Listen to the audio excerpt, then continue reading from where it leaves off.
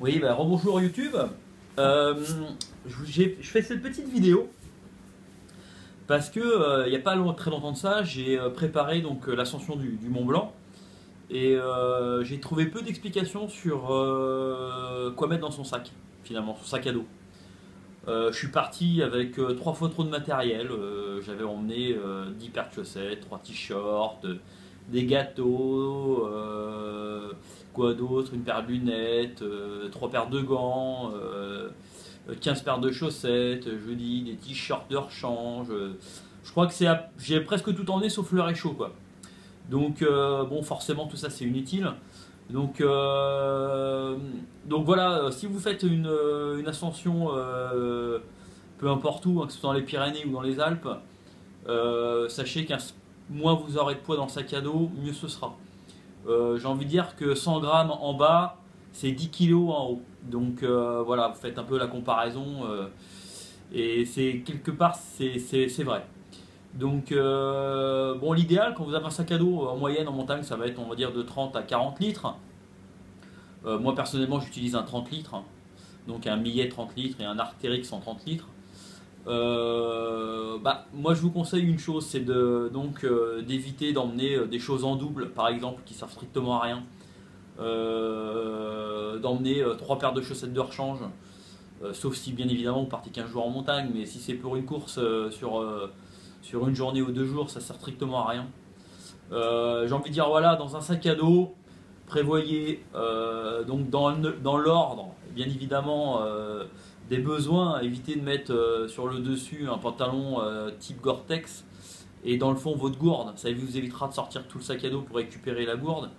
Donc moi je mettrais un pantalon type Gore-Tex, votre veste type Gore-Tex, donc hard-shell si vous en avez, si vous ne l'avez pas sur le dos, une doudoune. Petite doudoune, hein, pas une doudoune himalayenne, hein, petite doudoune Primaloft ou du Védois, mais le du Védois c'est nettement plus chaud. Vous pouvez voir ma vidéo juste avant. Un t-shirt de rechange, une paire de chaussettes, un thermos. Alors pour le coup, évitez l'eau froide parce que ça peut geler en altitude.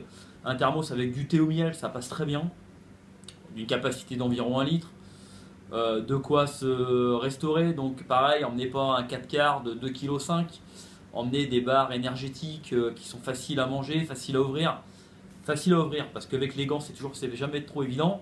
Des choses que vous allez supporter, que vous allez digérer, et des choses que vous allez aimer. Parce que si vous mangez une barre de céréales dont vous n'aimez pas le goût, pendant 48 heures ça peut être long.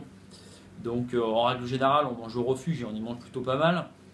Donc voilà, donc dans le sac à dos, avec ça vous pouvez rajouter donc vos gants, donc type plutôt moufle en altitude, hein. Les gants c'est pas assez chaud, hein, c'est très bien pour faire de l'approche, mais passer 3000 c'est compliqué.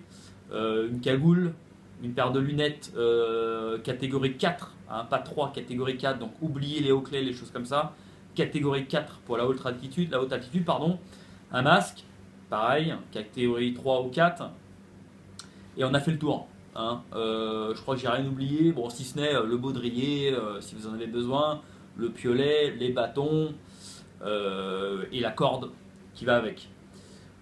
Sinon, rien ne sert d'emmener 3 pantalons de rechange. Un seul, celui que vous avez sur vous, ça va très bien. Si vraiment il fait froid, un collant pour mettre sous votre pantalon, mais c'est tout quoi, hein.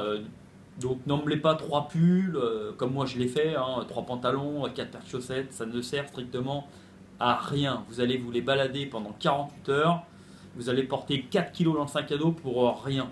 Et je peux vous assurer que 4 kilos sur 2 jours de marche, vous allez vous en rappeler.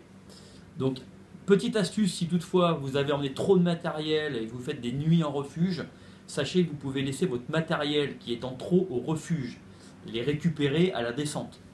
Hein, donc n'hésitez pas à laisser, si vous êtes au refuge de goûter ou de traiter la tête ou des conscrits et que vous faites des sommets, n'hésitez pas à laisser du matériel qui est en trop, qui ne vous sert à rien au refuge, vous les prendrez au retour.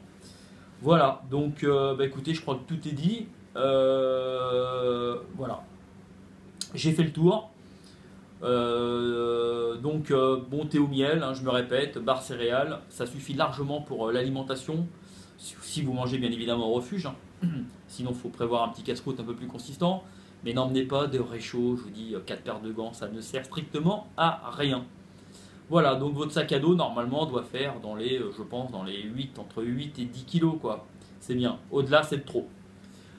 Voilà, évitez bien sûr d'avoir un sapin de Noël, d'avoir des guirlandes autour du sac à dos, hein, à l'extérieur du sac à dos, piolet, crampons, casque, c'est tout, hein. Le reste doit être à l'intérieur pour éviter de s'accrocher, donc ne mettez pas à l'extérieur une casquette, 3 paires de gants suspendus, une écharpe, que sais-je encore, une serviette de bain, 3 paires de chaussures, des chaussons, tout ça, vous trouverez ça dans les refuges pour ce qui est des chaussons, et le reste, bon, bah, vous laverez chez vous après 48 heures, et puis c'est tout.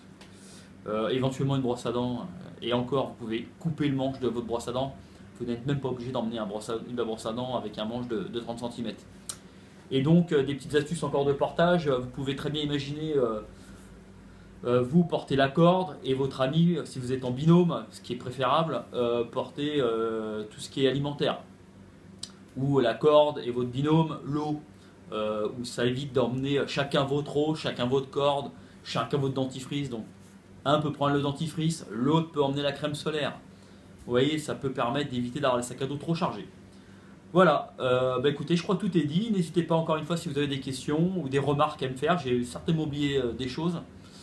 Sur ce, bah écoutez, on est maintenant au 1er décembre. Profitez bien, c'est le moment de préparer le matériel pour la saison prochaine. Aujourd'hui, on est plus sur la préparation que sur les réelles sorties en haute montagne.